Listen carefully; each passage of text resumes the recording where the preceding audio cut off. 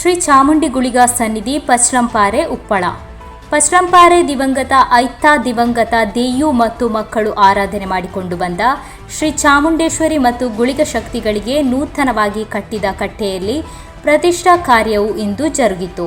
ಇಂದು ಬೆಳಗ್ಗೆ 7ರಿಂದ ಗಣಹೋಮ ನವಕಲಶ ನಡೆಯಿತು. ಬೆಳಗ್ಗೆ 10:56ರಿಂದ 12:43 ಶುಭ ಮುಹೂರ್ತದಲ್ಲಿ ಶ್ರೀ ವಿಜಯ್ ಪಂಡಿತ್ ಇವರ ದಿವ್ಯ ಹಸ್ತದಲ್ಲಿ ಶ್ರೀ ಚಾಮುಂಡೇಶ್ವರಿ ಮತ್ತು ಗುಳಿಗ ದೈವದ ಪ್ರತಿಷ್ಠೆಯು ನಡೆಯಿತು. ಸಹಸ್ರಾರು ಭಕ್ತಾದಿಗಳು ದೇವಿ ಕಾರ್ಯಕ್ರಮದಲ್ಲಿ ಪಾಲ್ಗೊಂಡಿದ್ದರು.